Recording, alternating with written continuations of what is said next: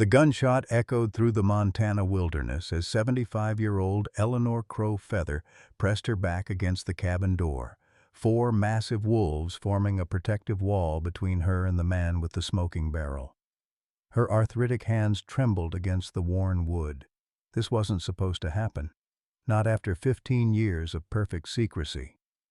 Dr. Vincent Blackwood's eyes gleamed with triumph as Dakota, the pack's alpha, collapsed with a yelp that shattered the morning stillness. The other three wolves, Chayton, Ahanu, and Wakiza, lowered into attack positions, their growls vibrating through Eleanor's chest like thunder. She remembered finding them as dying cubs, barely breathing in the snow where their mother lay slaughtered. Now they were about to die, protecting the woman who had saved them. "Step away from the animals, Eleanor," Vincent commanded, reloading with practiced precision. How long before someone else arrived? And would these magnificent creatures she'd raised as her own children survive what was coming next? Leave a like and share your thoughts in the comments along with the city you're watching from now. Let's continue with the story. 15 years earlier, Eleanor Crow Feather had been a different woman entirely. At 60, she still moved with the confident stride of someone who had spent 4 decades teaching children at the Blackfeet Reservation School, her silver-streaked braids swaying as she wrote lessons on chalkboards and refereed playground disputes. Her modest teacher's pension, combined with her late husband Thomas's Social Security, had been enough to keep their small cabin comfortable and warm. Thomas had been gone 3 years by then, taken by the cancer that seemed to claim so many good men too early. Eleanor had grieved properly, as was the traditional way, but the silence in their home had grown heavier with each passing month.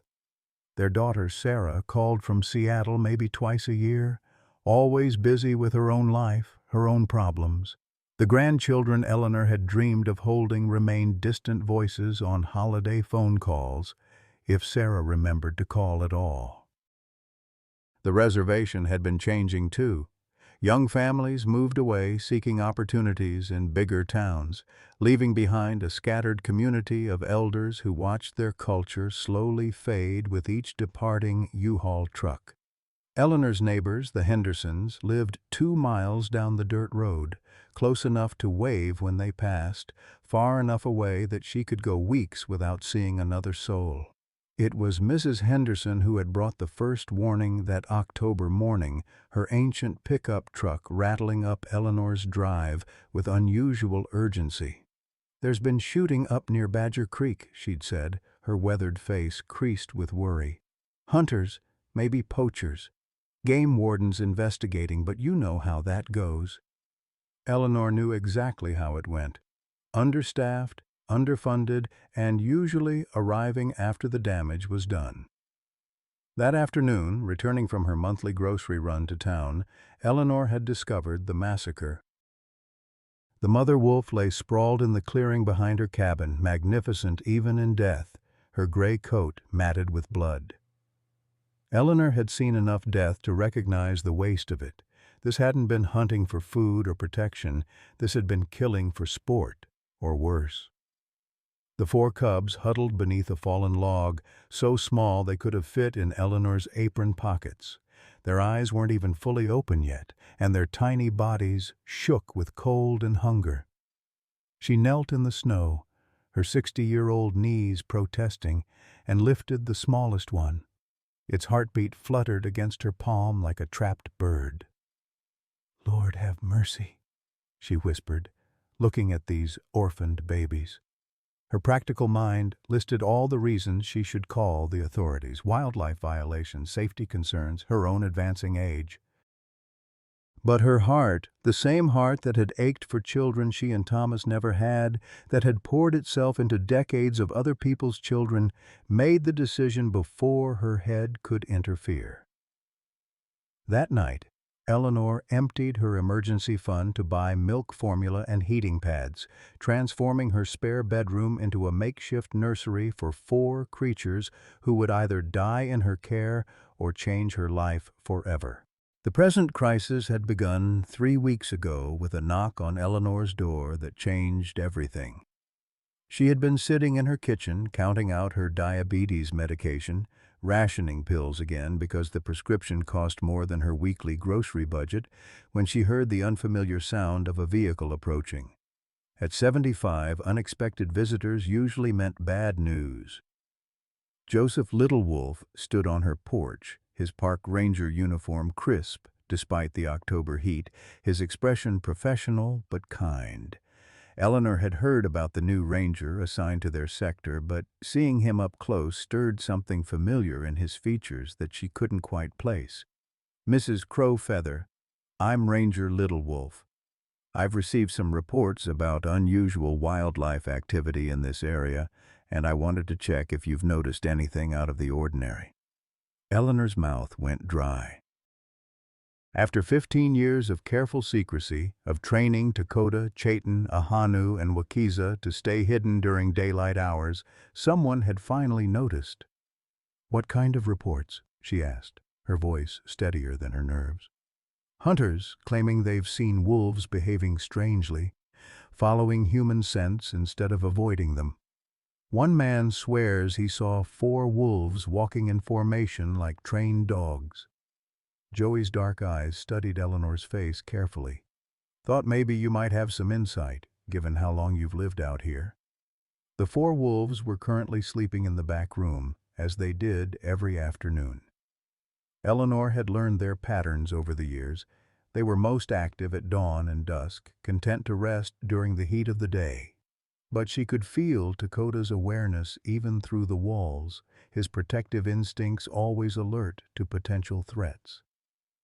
"Wolves are intelligent creatures," Eleanor said carefully. "Sometimes they adapt to human presence in unexpected ways." Joey nodded, but she could see he wasn't entirely satisfied with her answer. "Mind if I look around? Just routine." Eleanor's heart hammered as she led him around her property, staying carefully away from the back of the cabin where the wolves' entrance was hidden behind a carefully arranged woodpile. Joey seemed genuinely interested in wildlife conservation, asking thoughtful questions about the local ecosystem, the migration patterns she'd observed over the decades. "You know a lot about animal behavior," he commented as they walked. "Ever do any formal study?" "My husband Thomas was interested in wildlife. I picked up things over the years." She didn't mention Thomas's unofficial research into wolf behavior, the journals hidden in their bedroom that documented observations no scientist would believe. That night, after Joey left, Eleanor had called her daughter Sarah for the first time in 8 months. "I might need your help," she'd said, hating the words even as she spoke them. "Mom, we've talked about this. You can't keep living alone out there. There are nice assisted living places." "I'm not ready for that." Eleanor watched Dakota pace restlessly by the window, sensing her distress. "I just need to know. If something happened. If I had to leave quickly, could I?" "Of course, Mom." "But what's going on? You're scaring me." Eleanor couldn't explain about the wolves, about the life she'd built in secret, about the family that wasn't quite human but was more loyal than her own flesh and blood had ever been. "Nothing definite. Just want to be prepared." The second visit came a week later, but this time Joey wasn't alone. Dr. Vincent Blackwood introduced himself as a wildlife researcher, his smile too bright, his handshake lasting too long. Eleanor recognized his name immediately. Thomas had mentioned him in his journals, always with warnings about researchers who exploited indigenous knowledge for personal gain.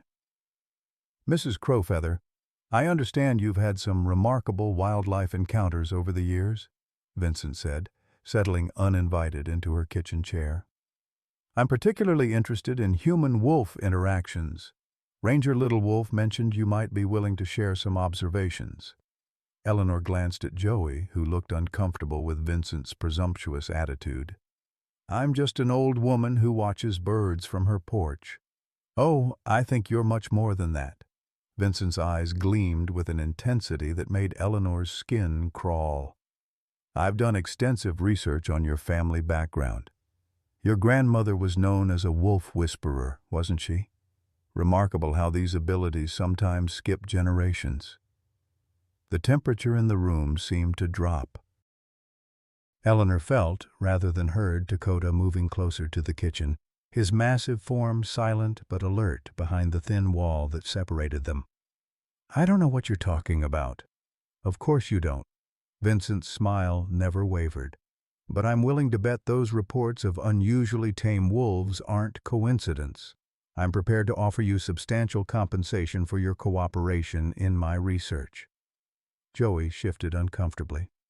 "Dr. Blackwood, I don't think Mrs. Crow-Feather is interested in— Actually, I'd prefer to speak with Mrs. Crow-Feather alone," Vincent interrupted. "This is a private matter between researchers." "I'm not a researcher," Eleanor said firmly, "and I think it's time for both of you to leave." As they drove away, Eleanor watched from her window, noting how Vincent's head turned constantly, scanning her property with the calculating gaze of a predator. That night, she began making preparations she hoped she'd never need to use. Eleanor's diabetic episode struck on a Tuesday morning while she was feeding the wolves their breakfast. One moment she was laughing at Ahanu's playful attempt to steal Wakiza's portion, and the next she was on her knees in the dirt, her vision blurring as her blood sugar plummeted. She had forgotten to eat dinner the night before. Again, stretching her meager grocery budget by skipping meals had become such a habit she barely noticed anymore. Dakota was beside her instantly, his massive head nudging her shoulder as she struggled to remain conscious. Through the fog of hypoglycemia, she heard Chaitin's distinctive howl.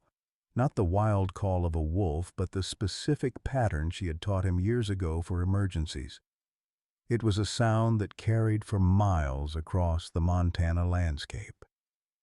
Joey heard it during his morning patrol route, that haunting melody that seemed to come from Eleanor's direction. Something about the rhythm made his chest tighten with inexplicable urgency. He had been a ranger long enough to trust his instincts, and every instinct screamed that Eleanor was in trouble. He found her collapsed on her front porch, 4 magnificent wolves arranged in a protective semicircle around her unconscious form. Any sane person would have called for backup immediately. Wild wolves protecting a human defied every protocol he'd learned. But as Joey approached slowly, hands visible and voice calm, the largest wolf simply stepped aside, allowing him access to Eleanor. "Easy, big guy," Joey murmured to Dakota, whose yellow eyes tracked his every movement. "I'm here to help her." Eleanor's pulse was rapid and thready, her skin clammy with perspiration. Joey recognized the signs of severe hypoglycemia from his emergency medical training. He found her glucose tablets in the kitchen and managed to dissolve one under her tongue, speaking quietly to the wolves who watched his every movement with intelligent concern. When the ambulance arrived 20 minutes later, the paramedics froze at the sight of the wolves. "We can't approach with those animals present," the lead medic called from the safety of his vehicle. Eleanor was conscious by then, weak but alert enough to understand the situation. She looked at Dakota and spoke a single word in Blackfeet. "Napakoan." The wolves immediately withdrew to the tree line, close enough to watch but far enough to allow the medical team to work. At the hospital, Eleanor endured 3 days of tests, lectures about medication compliance, and pointed questions about living alone at her age. Dr. Martinez, a kind woman only slightly younger than Eleanor herself, spoke bluntly about the realities of aging with diabetes. "Your glucose levels were dangerously low, Mrs. Crow-Feather. Another hour and we might have been having a very different conversation."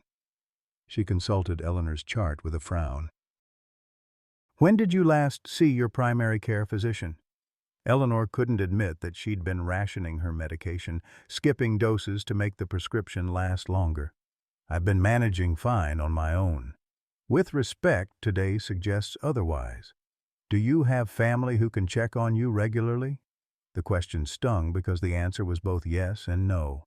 Sarah existed, somewhere in Seattle with her busy life and quarterly phone calls.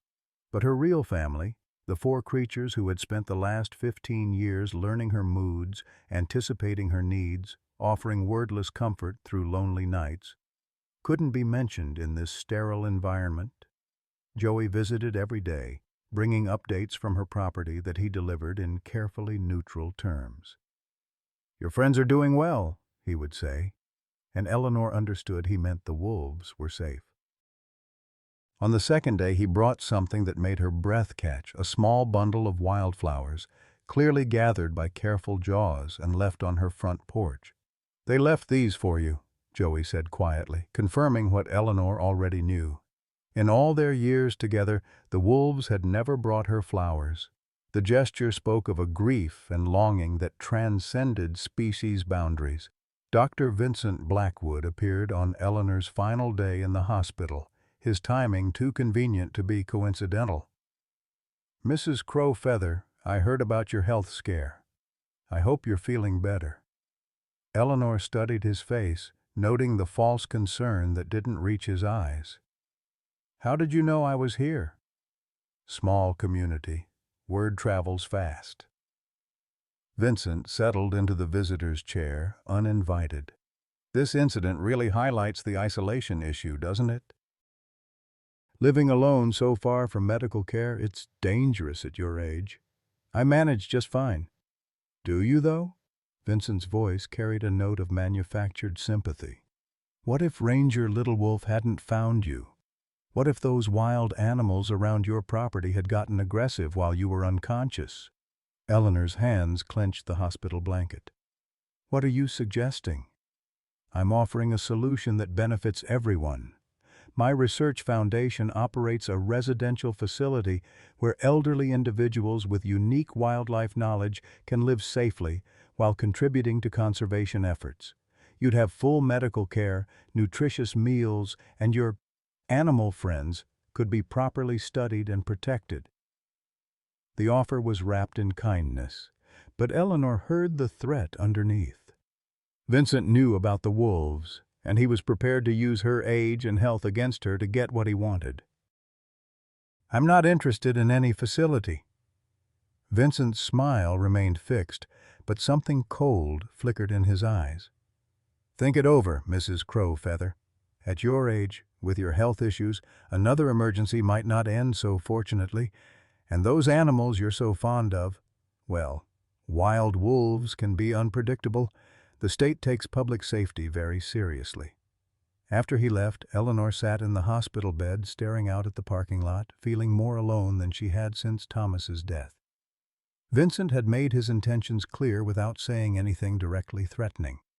Comply with his research or face the consequences. Medical intervention for her, removal of the wolves for public safety. That evening, Joey arrived to drive her home, his expression troubled. "Eleanor, there's something we need to discuss. I've been doing some research on Dr. Blackwood." As they drove through the familiar landscape toward her cabin, Joey shared what he'd discovered. Vincent's history of controversial wildlife research, his connections to pharmaceutical companies, his pattern of targeting indigenous communities with promises that turned into exploitation. "I think you and your wolves are in danger," Joey said as they pulled into her driveway. Eleanor saw four familiar shapes emerge from the forest, their joy at her return evident in every movement. Home had never felt more precious or more fragile. The first week after Eleanor's return from the hospital passed in deceptive tranquility. The wolves seemed to sense her fragility, staying closer than usual, with at least one always within touching distance. Dakota appointed himself her personal guardian, following her from room to room with worried yellow eyes. When she sat on the porch in the evenings, all four would arrange themselves around her chair, like living sentinels, their ears constantly swiveling at every sound from the forest. Joey established a routine of daily visits, officially checking on wildlife activity, but actually ensuring Eleanor's safety. During these visits, he began sharing what he'd learned about Vincent Blackwood's background. The man's research career was built on a foundation of exploitation. He had made his reputation studying the traditional ecological knowledge of indigenous communities, then publishing papers that credited him as the primary researcher while reducing the original knowledge holders to footnotes. "He's done this before," Joey explained one afternoon as they sat on Eleanor's porch, watching Chayton and Ahanu play in the clearing. 3 years ago in Alaska, he convinced an Inupiat elder to share traditional knowledge about Arctic wolves. The elder thought he was helping with conservation efforts, but Vincent sold the information to a pharmaceutical company researching cold weather adaptations. Eleanor's hands stilled on Wakiza's fur as the smallest wolf dozed beside her chair. What happened to the elder? Legal battles that bankrupted him. By the time anyone realized what Vincent had done, the patents were filed and the money was made. Joey's voice carried an anger that made Dakota's ears perk up. The worst part is, Vincent always stays just within legal boundaries. He gets proper permits, files the right paperwork, makes everything look legitimate. The financial pressure on Eleanor was becoming unbearable. Her hospital stay had generated bills that exceeded her annual income, and the stress had triggered another mild episode that required an expensive ambulance ride. She found herself calculating constantly, medication versus wolf food, heating oil versus grocery money. The wolves sensed her anxiety and began bringing her small gifts from the forest. Unusual stones, shed antlers, even the occasional rabbit they had caught but didn't eat. Sarah called more frequently now, but each conversation ended the same way. "Mom, you can't keep living like this. There are facilities where you'd be safe, where you'd have medical care. It's time to be practical." Eleanor couldn't explain that leaving would mean abandoning the only family she had left. She couldn't describe how Ahanu would rest his massive head on her lap when her arthritis flared, or how Chayton would pace restlessly whenever storm systems approached, giving her hours of advance warning. These weren't just animals, they were her children, raised from helpless cubs into magnificent adults who trusted her completely. Vincent's pressure campaign began subtly. Eleanor would find him parked at the end of her driveway, claiming to be conducting routine wildlife surveys. He never approached the cabin directly, but his presence was a constant reminder of the threat he represented. Local authorities began receiving anonymous reports about dangerous wildlife in the area, prompting official visits that forced Eleanor to hide the wolves in the root cellar Thomas had dug decades earlier. The breaking point came during the second week when Eleanor collapsed again while preparing the wolves' evening meal. This time, Wakiza was the one who howled for help, his voice carrying the specific pattern that Joey had learned to recognize. But when Joey arrived, he found Eleanor conscious but trapped. She had fallen and couldn't get up, and Vincent was standing in her kitchen, having somehow gained entry while she was down. "Mrs. Crow Feather had another episode," Vincent said smoothly as Joey helped Eleanor to her feet. "Fortunately, I was conducting research nearby when I heard her call for help." Eleanor's eyes told a different story. Vincent hadn't helped her. He had been searching her house while she lay helpless on the floor. The wolves were nowhere to be seen, but Eleanor could feel their tension like electricity in the air. They were close, waiting for her signal. "I think we need to have a serious conversation about your safety, Mrs. Crow Feather," Vincent continued. "Living alone at your age with these health issues, it's simply not sustainable." Joey positioned himself between Vincent and Eleanor, his ranger training kicking in. "I think Mrs. Crow Feather can make her own decisions about her living situation." "Can she, though?" Vincent's voice carried false concern. "Today could have been a tragedy. What if no one had been nearby? What if those wild predators you've been harboring had decided you were easy prey?" The word harboring hung in the air like a threat. Vincent knew about the wolves, and he was prepared to use that knowledge as leverage. That night, after Vincent finally left, Eleanor made a decision that broke her heart. She called Sarah and agreed to visit Seattle, ostensibly to explore assisted living options. In reality, she was buying time and getting herself safely away while she figured out how to protect the wolves. The morning of her departure, Eleanor sat with her 4 companions in the pre-dawn darkness, trying to memorize every detail of their faces. Dakota seemed to understand that this goodbye was different. He rested his great head on her shoulder and whined softly, a sound she had never heard from him before. "I'll come back," she whispered into his thick fur. "I promise I'll come back." Joey drove her to the airport, both of them knowing they were leaving the wolves vulnerable but seeing no alternative. "I'll check on them every day," he promised. "I'll make sure they're safe." But even as he spoke the words, they both knew that Joey's official position limited what he could do to protect animals that weren't supposed to exist. Seattle was a nightmare for Eleanor. Sarah's well-meaning attempts to integrate her into city life felt like a betrayal of everything she valued. The assisted living facilities were clean and safe and utterly soulless, places where elderly people went to wait for death in air-conditioned comfort. Eleanor endured 3 days of tours and presentations about quality of life and appropriate care, all while her heart remained 800 miles away with 4 wolves who were probably wondering why their mother had abandoned them. On the 4th day, Joey called with news that made Eleanor's blood run cold. "Vincent's filed paperwork to have the wolves removed from your property. He claims they're dangerous to public safety and cites your recent medical emergencies as evidence that you can't control them." Eleanor gripped the phone with shaking hands. "Can he do that? His documentation looks legitimate. He has permits, expert witness statements, even photographs that seem to show aggressive behavior." Joey's voice was tight with frustration. "The removal is scheduled for tomorrow morning." Eleanor made her decision without hesitation. "I'm coming home. Eleanor, if you interfere with an official wildlife removal, you could face federal charges."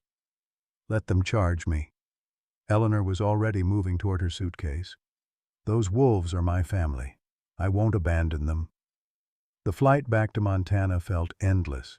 Eleanor spent the hours staring out at clouds and calculating timelines, praying she would arrive before Vincent's team reached her property. Sarah had been furious about her sudden departure, threatening to pursue legal guardianship if Eleanor continued to make irrational decisions. The irony wasn't lost on Eleanor. Everyone wanted to control her life for her own good, but no one wanted to understand what actually made her life worth living. Joey met her at the airport, his face grim. "We're too late. Vincent's team is already there." They drove through the night, racing along familiar roads that Eleanor had traveled thousands of times over the decades.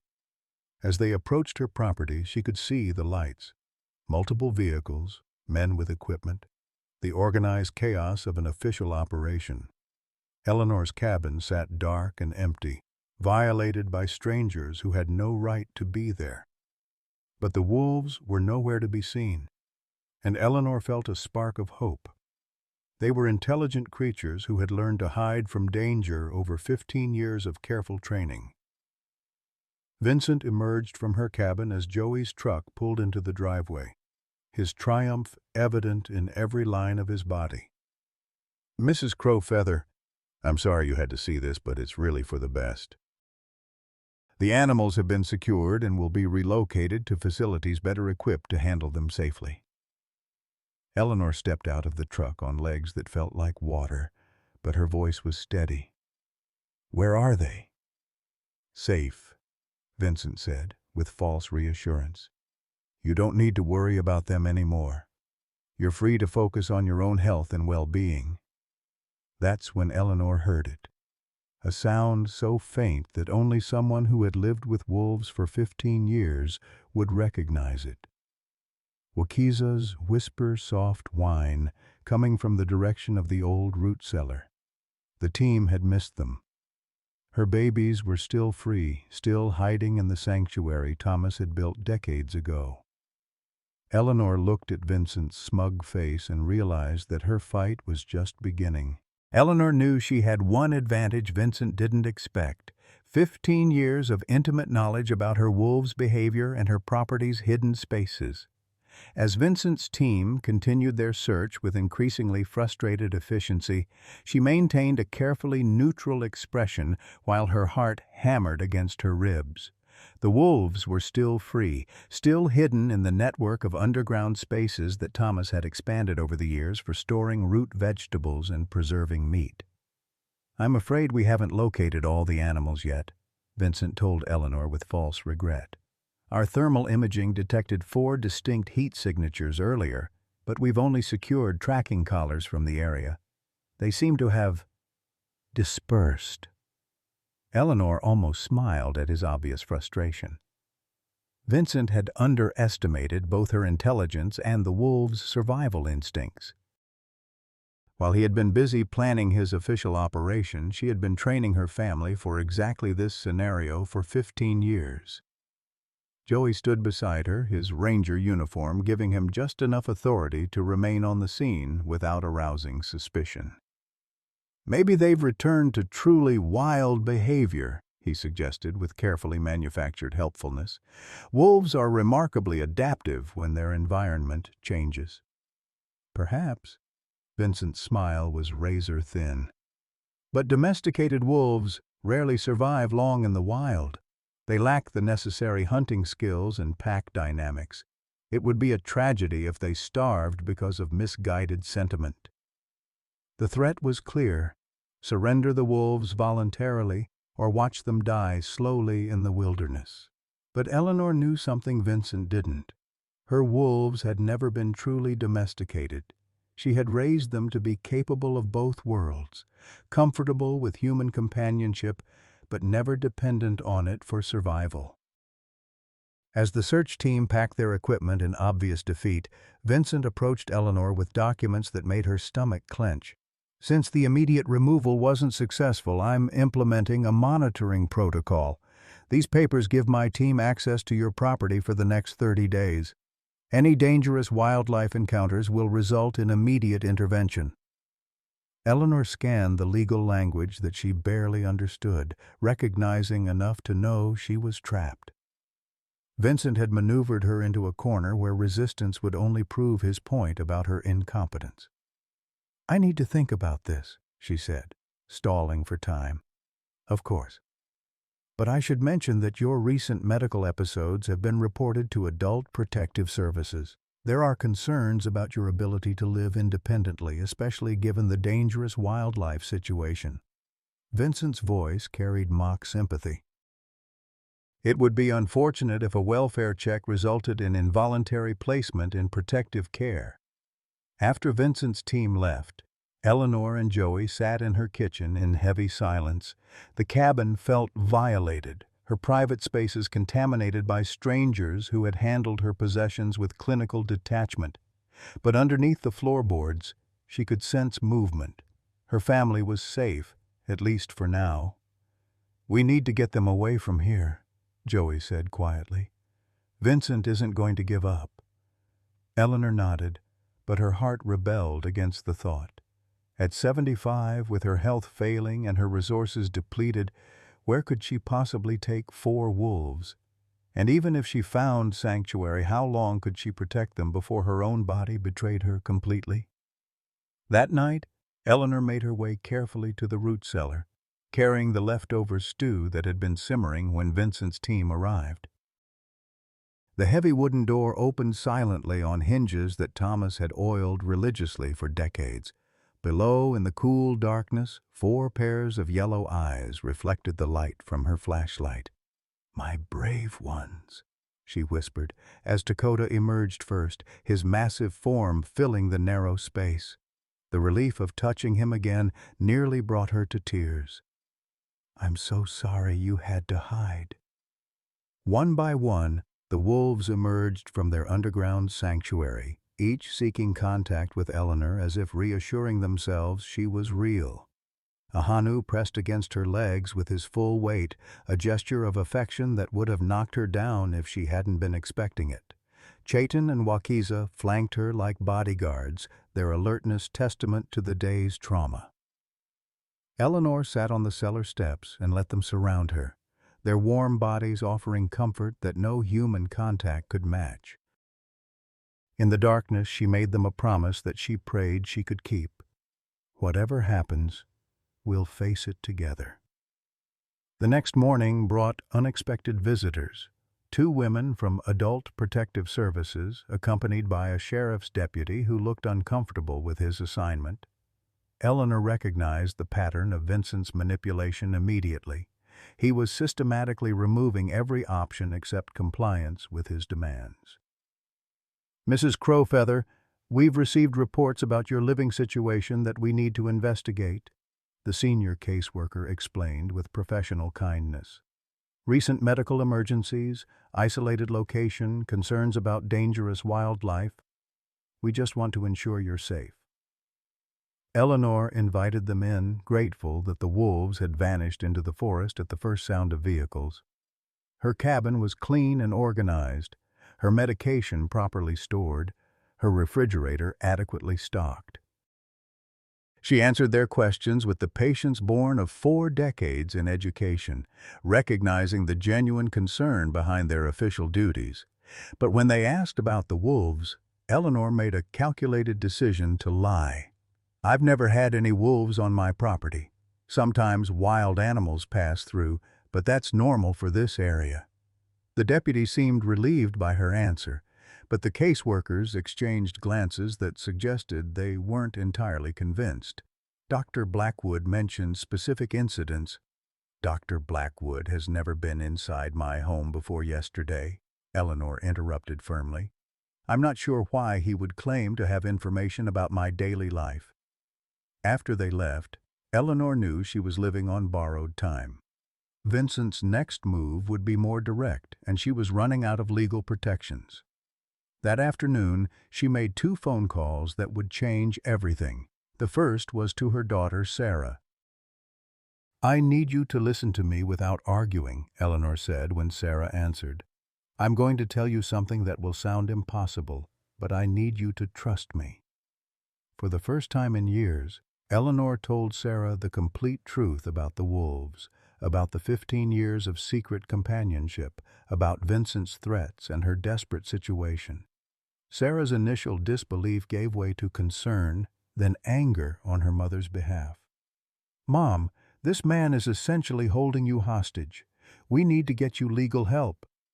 "I can't afford legal help, and even if I could, Vincent has all the right paperwork. He's made sure everything he's doing looks legitimate."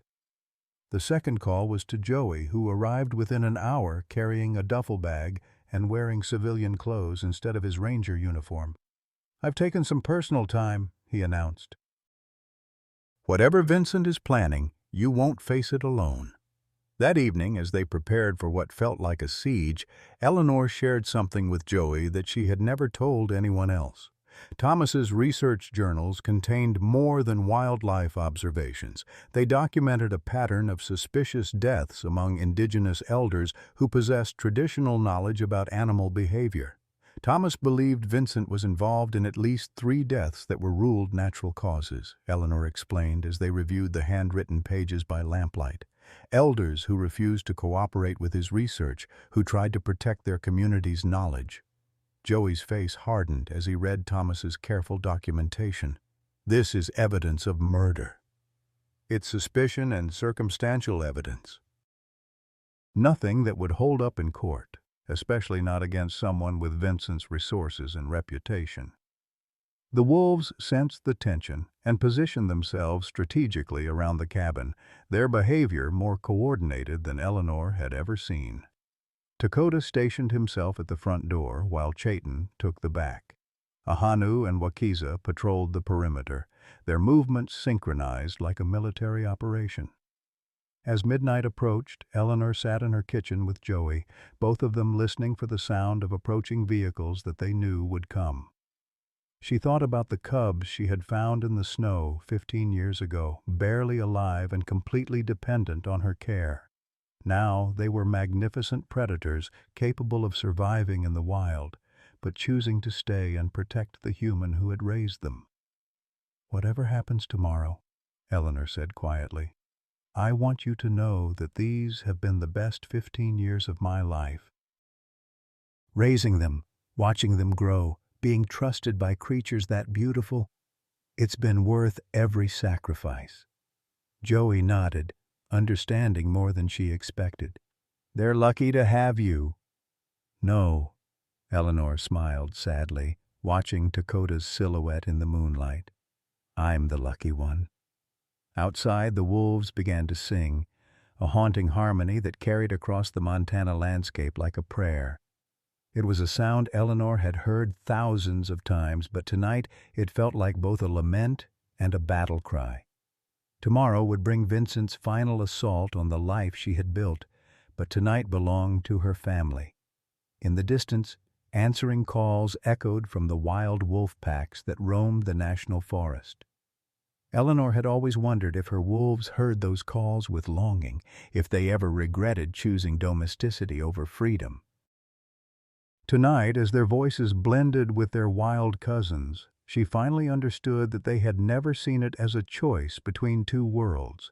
They had created a third option, a bridge between wild and tame that existed only in the love between species. Dawn brought Vincent's final assault with ruthless efficiency. Eleanor woke to the sound of multiple vehicles surrounding her cabin, not the single truck of previous visits, but a convoy that spoke of serious intention. Through her bedroom window, she counted at least 6 men in tactical gear, their movements coordinated and professional. This wasn't a wildlife removal operation anymore. It was a military-style extraction. Vincent stood at the center of the operation, no longer bothering with false pleasantries or manufactured concern. When Eleanor emerged onto her porch with Joey beside her, Vincent's smile was coldly triumphant. "Mrs. Crowfeather, I have updated authorization for immediate removal of all dangerous wildlife from this property," he announced, holding up documents that looked depressingly official. "I also have a court order for your psychological evaluation, given your repeated claims of controlling wild predators." Eleanor's heart sank as she recognized the trap's final closure. By admitting to her relationship with the wolves, she had given Vincent the ammunition he needed to declare her mentally incompetent. If she denied the wolves' existence, he would produce evidence proving she was lying. Either way, she lost. "Where are the animals, Eleanor?" Vincent's use of her first name was deliberately patronizing. "Make this easy on yourself and tell my team where they're hiding." Eleanor straightened her spine, calling on reserves of dignity that had sustained her through 75 years of life's challenges. "I've told you before, there are no wolves on my property." Vincent nodded to his team leader, a hard-faced man with military bearing, who immediately began deploying sophisticated tracking equipment. Eleanor had seen enough nature documentaries to recognize thermal imaging cameras and motion sensors. Her wolves' hiding places, adequate for avoiding casual observation, would be useless against this technology. "Take as long as you need," Vincent told his team. "We have all day." That's when Eleanor heard the first gunshot. The sound came from the forest behind her cabin, followed immediately by Chayton's agonized yelp. Eleanor's knees nearly buckled as she realized Vincent's true strategy. He wasn't trying to capture the wolves alive, he was hunting them. "You bastard!" Joey snarled, stepping toward Vincent before the tactical team's weapon swung in his direction. "Careful, Ranger Little Wolf." Vincent's voice carried cold amusement. "My team has authorization to use lethal force against dangerous predators. We wouldn't want any accidents." Another shot echoed through the morning air, followed by human shouts and the sound of something large crashing through underbrush. Eleanor closed her eyes, trying to distinguish between the voices of her family and not wanting to know which one might be silenced. "This is unnecessary," Eleanor said, her voice steady despite the terror clawing at her chest. "If you want the wolves, I'll call them, but stop shooting." Vincent studied her face with the calculating interest of a scientist examining a specimen. "Call them? How exactly would you do that, Eleanor? With your mystical Native American wolf-whispering abilities?" The mockery in his voice was designed to provoke her, but Eleanor had spent too many years dealing with difficult children to rise to such obvious bait. Instead, she cupped her hands around her mouth and gave the long, modulated call that Thomas had taught her decades ago.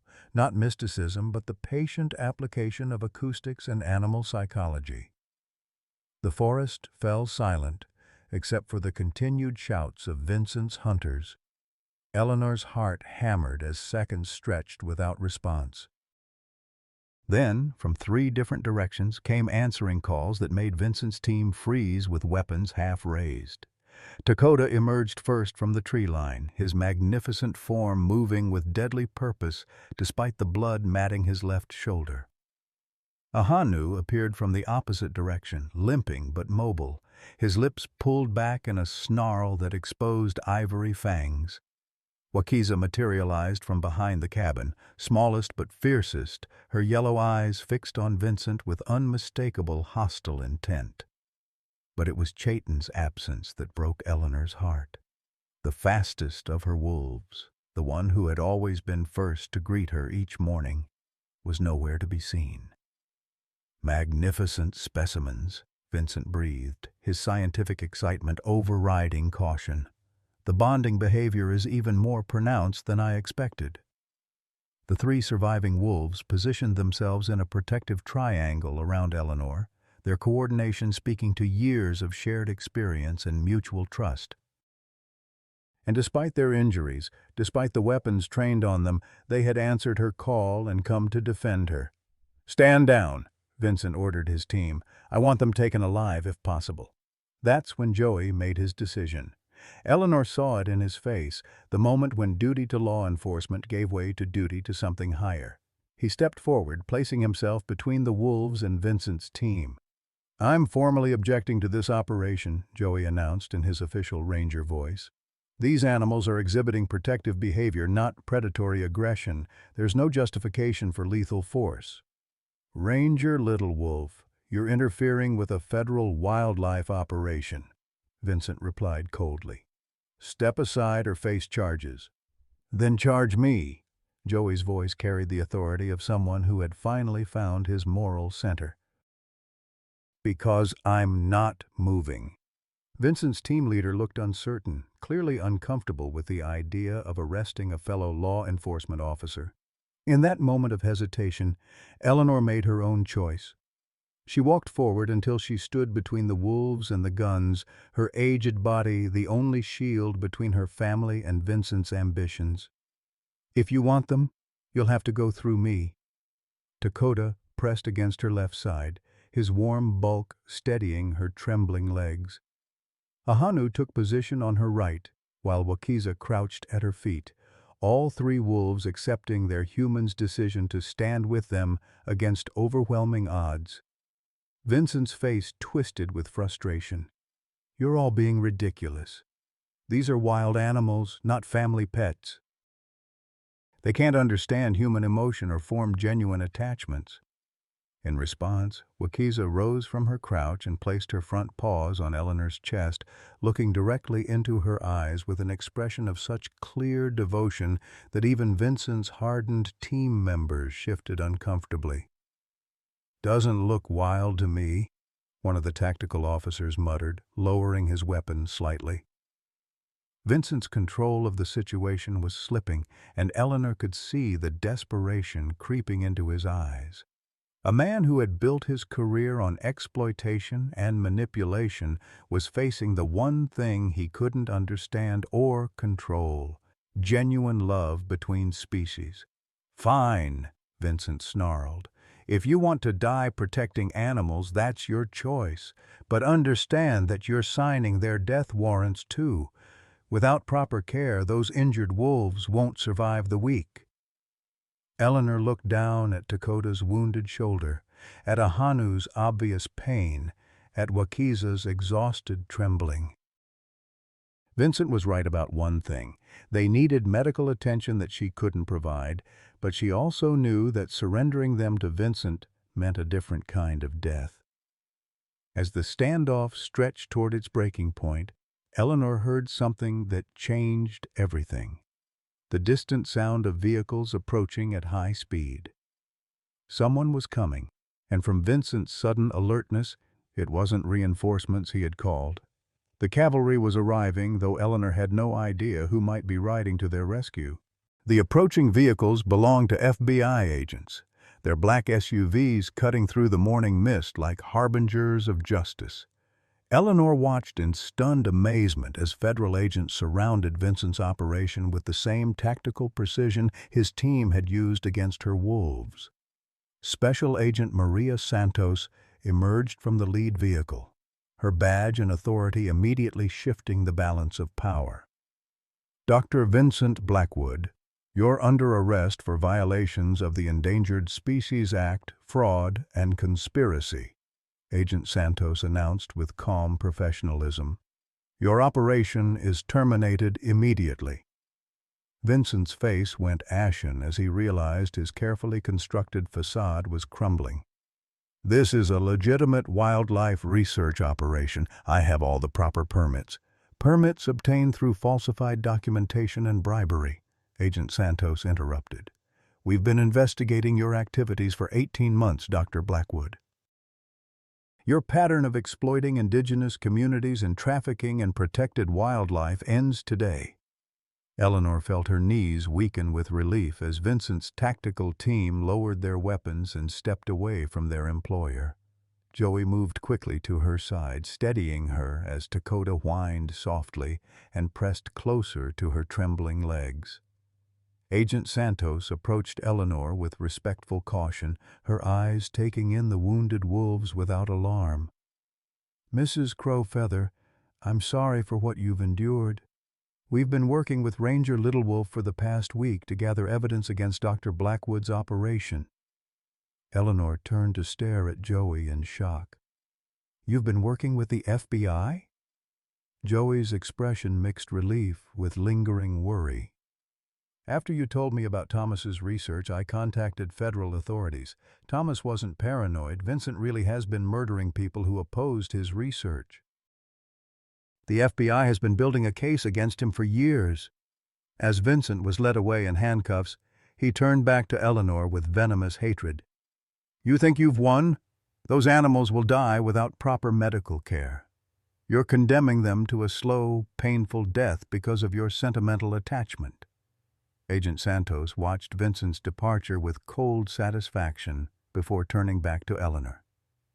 "Actually, Dr. Blackwood is wrong about the medical care. We have a veterinary team standing by and legal authorization to provide whatever treatment your wolves need." The next few hours passed in a blur of controlled chaos. Dr. Rebecca Martinez, a wildlife veterinarian with extensive experience treating wolves, arrived with a mobile surgical unit. Eleanor watched anxiously as the doctor examined each of her wounded family members with gentle competence. "Dakota's shoulder wound is clean. The bullet passed through muscle without hitting bone," Dr. Martinez reported. "Ahanu has a sprained rear leg, probably from jumping to avoid gunfire. They'll both recover completely with proper care." But the absence of Chayton weighed heavily on Eleanor's heart. As the medical team worked on the injured wolves, Joey organized a search for the missing member of their family. They found him 3 hours later in a ravine a mile from the cabin, unconscious but breathing, his left hind leg clearly broken. "He must have been running from the hunters and taken a bad fall," Joey explained as they carefully transported Chayton back to Eleanor's property. "The good news is that the break is clean and should heal properly." Eleanor sat beside Chayton's unconscious form as Dr. Martinez worked to set his leg, her aged hands stroking his familiar ears. "I'm so sorry, my brave boy," she whispered. "This is all my fault." Agent Santos overheard and shook her head firmly. "Mrs. Crowfeather, none of this is your fault. You saved these animals as cubs and gave them a life filled with love and safety. What Vincent did The hunting, the threats, the manipulation, that's on him, not you. As evening approached, Eleanor sat on her porch, surrounded by her recovering family. Dakota rested beside her chair, his shoulder bandaged but his spirits improving with each passing hour. Ahanu sprawled nearby, occasionally lifting his head to check on his packmates. Chaitan dozed under the influence of pain medication, his casted leg elevated on a specially designed pillow. Wakiza, uninjured but traumatized by the day's events, hadn't left Eleanor's side since the standoff ended. The smallest wolf pressed against Eleanor's legs as if trying to meld their bodies together, her yellow eyes constantly scanning for new threats. Dr. Martinez finished her examinations and sat down across from Eleanor with a serious expression. "I need to talk to you about long-term care for these animals. They're going to need ongoing medical supervision, and at your age, with your health issues." Eleanor's heart clenched, fearing another well-meaning attempt to separate her from her family. "Are you saying I can't care for them?" "I'm saying you shouldn't have to care for them alone." Dr. Martinez smiled warmly. "I'd like to propose a partnership. My clinic is only 40 miles from here, and I've been looking for an opportunity to study human-wolf bonding in a natural setting. What if I became their official veterinarian and helped ensure they get the care they need?" The offer was more generous than Eleanor had dared hope for, but she sensed there was more to the proposal. What would that mean exactly? Joey stepped forward, his expression mixing hope with nervous uncertainty. "Eleanor, there's something else we need to discuss." Agent Santos ran DNA tests as part of the investigation into Vincent's activities. Eleanor looked between Joey and Agent Santos, sensing that her life was about to change again in ways she couldn't predict. Agent Santos pulled out a manila folder with official documentation. "Mrs. Crow Feather, Ranger Little Wolf isn't just someone who happened to be assigned to this area. According to our DNA analysis, he's your biological grandson." Eleanor's world tilted on its axis as she stared at Joey's familiar features with new understanding. "Grandson?" Joey's voice was thick with emotion as he explained. "My mother was adopted as an infant from this reservation in 1962. I've been searching for my biological family for years, but the adoption records were sealed. When the FBI ran genealogy tests as part of their investigation, they discovered the connection." Eleanor's mind raced back 32 years to her daughter Sarah's pregnancy, to the baby who had been born too early and died after 3 days in the hospital. But there had been whispers, rumors she had dismissed as cruel gossip, that some babies declared dead were actually given up for adoption. "Sarah's baby," Eleanor whispered, the pieces falling into place. "They told us he died, but—" Agent Santos nodded gravely. "Hospital records from that era are incomplete, but it appears your grandson was adopted out without your family's knowledge or consent. It was unfortunately common practice in the 1960s. Joey knelt beside Eleanor's chair, his own eyes wet with tears. "I never stopped looking for my family. When I took this assignment, I hoped I might find some connection to my heritage. I never imagined." Eleanor reached out with trembling hands to touch Joey's face, seeing her late husband Thomas in the line of his jaw, her own eyes reflected in his steady gaze. "My grandson," she breathed. "You came home." The wolves sensed the emotional significance of the moment and gathered closer, as if recognizing that their pack was expanding to include this man who had protected them when they needed it most. As the Montana sun set behind the mountains, painting the sky in shades of gold and crimson, Eleanor sat surrounded by her complete family for the first time in 32 years. Dakota's head rested on her lap. Ahanu dozed at her feet. Chaitan slept peacefully nearby. and Wakiza maintained her vigil against Eleanor's side.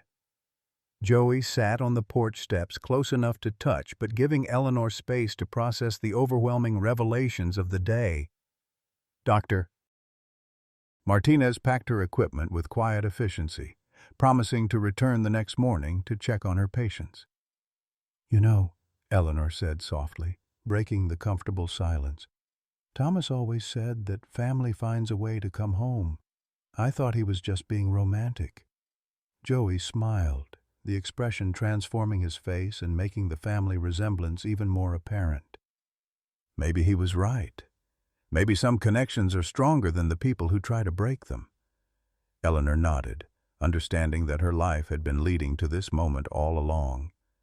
The wolves she had saved as cubs had protected her long enough for her grandson to find his way home.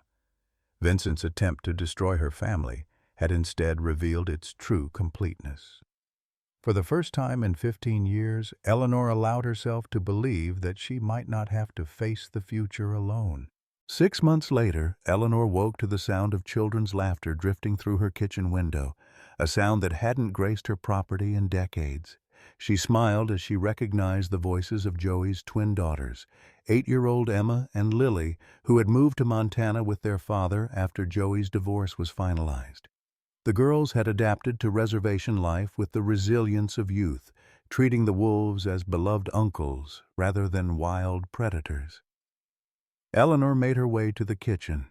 Her arthritis significantly improved since Dr. Martinez had adjusted her medication regimen.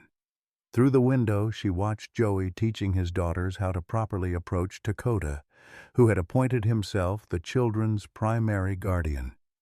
The massive wolf lay patiently on his side while Emma braided flowers into his thick fur, his yellow eyes alert but gentle. The transformation of Eleanor's life had been gradual but profound.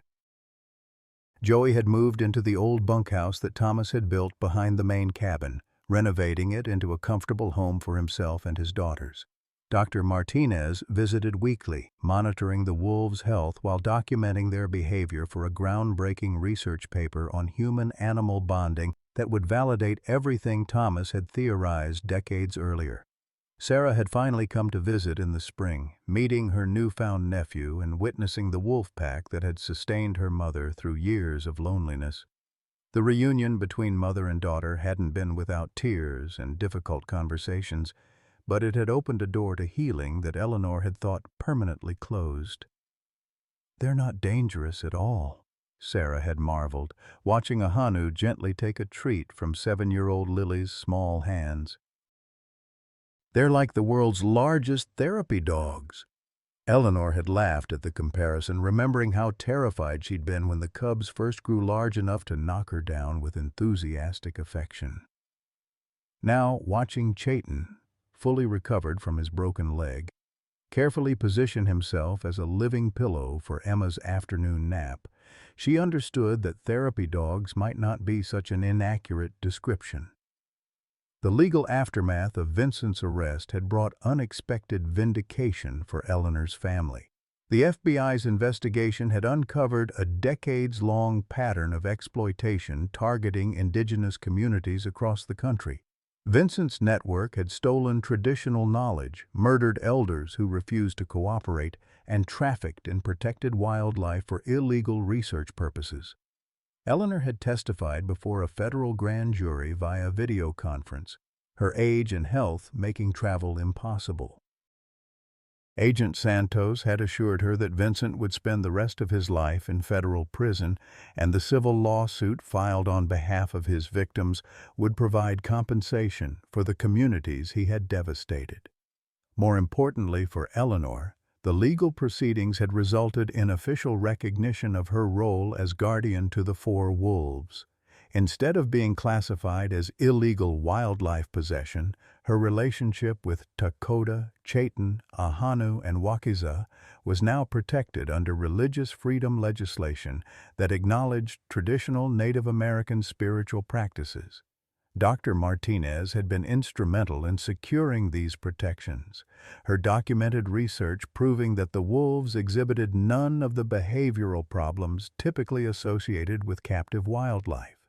Instead, they demonstrated remarkable psychological stability, strong family bonds, and an unprecedented level of interspecies communication that challenged existing scientific understanding.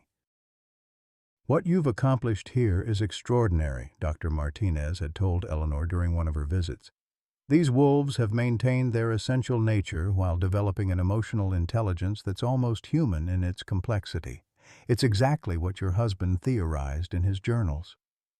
The mention of Thomas always brought bittersweet comfort to Eleanor.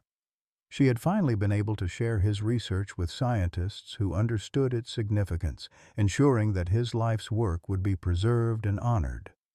The small cabin study where Thomas had written his observations was being converted into a research library that would serve future generations of wildlife researchers. Financial stability had come through an unexpected source, the documentary film that Dr. Martinez was producing about Eleanor's story. The footage of the wolves' daily interactions with their human family had captured international attention, leading to book deals, speaking engagements, and enough income to secure Eleanor's future without requiring her to exploit her relationship with the wolves. Joey had proven to be the perfect bridge between Eleanor's traditional knowledge and the modern world's demands. His ranger training gave him credibility with officials, while his newfound understanding of his cultural heritage allowed him to translate Eleanor's wisdom into language that scientists could understand and respect. The girls had brought something to Eleanor's life that she hadn't realized she was missing: the chance to be a great-grandmother. Emma and Lily called her grandmother Eleanor, their young voices carrying the title with unconscious reverence that warmed her heart. They listened with rapt attention to her stories about wolf behavior, absorbed lessons about respecting nature, and demonstrated the same intuitive understanding of animal communication that seemed to run in their family. On this particular morning, Eleanor found Joey in the kitchen brewing coffee with the efficiency of someone who had settled into domestic routine. "The girls want to show you something special today," he said, his smile carrying the contentment of a man who had found his place in the world. "Oh, what kind of special?" Before Joey could answer, Emma burst through the kitchen door with 8-year-old enthusiasm. "Grandmother Eleanor, Dakota found something in the forest and brought it to show us." Eleanor followed Emma outside, where she discovered Dakota sitting patiently beside a small, injured fox kit. The wolf's posture radiated protective concern as he watched Dr.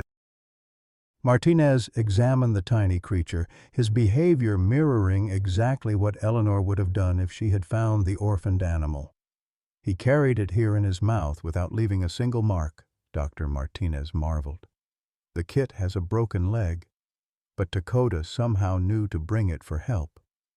Eleanor knelt carefully beside Dakota, stroking his familiar ears as she examined the fox kit.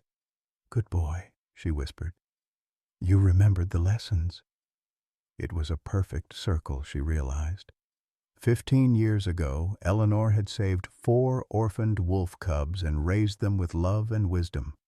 Now those wolves were passing on the lesson of compassion to a new generation, teaching Joey's daughters about the responsibility that came with the power to help. As Dr. Martinez worked to splint the fox kit's leg, Eleanor sat on her porch surrounded by her complete family: Joey preparing a recovery space for the injured animal, Emma and Lily asking careful questions about veterinary procedures, and 4 wolves who had grown from helpless cubs into magnificent guardians capable of teaching compassion to others. The afternoon sun painted everything in golden light as Eleanor watched her great-granddaughters learn the same lessons she had taught their wolf uncles: that strength without gentleness was meaningless, that love required action as well as feeling, and that every creature deserved the chance to live with dignity and care. "Thomas," she whispered to the Montana sky, I wish you could see this. We did good, old man. We did real good." As if in response to her words, all four wolves lifted their voices in the harmony that had sustained Eleanor through the loneliest years of her life. But now their song was joined by children's laughter and the promise of tomorrow, a symphony of hope that would echo across the reservation for generations to come. Eleanor Crow. Feather had saved 4 wolf cubs and found a family. In return, they had saved her right back. At 75, Eleanor Crow Feather thought her story was ending. Alone in a cabin, struggling with medical bills, watching her world shrink with each passing day. Like so many of us who've reached our golden years, she felt invisible, forgotten by a society that values youth over wisdom. But sometimes life surprises us when we least expect it. When Eleanor saved 4 orphaned wolf cubs 15 years ago, she wasn't just rescuing them. She was planting seeds of love that would bloom into the family she never knew she needed. Those wolves became her children, her protectors, her purpose. And when a greedy scientist threatened to destroy everything she held dear, her unconventional family fought back with a loyalty that human relatives rarely match. Eleanor's story reminds us that it's never too late for new beginnings, that family isn't always defined by blood, and that the love we give always finds a way to return to us multiplied. Age doesn't disqualify us from adventure, from forming deep connections, or from discovering that our most meaningful chapters might still be unwritten.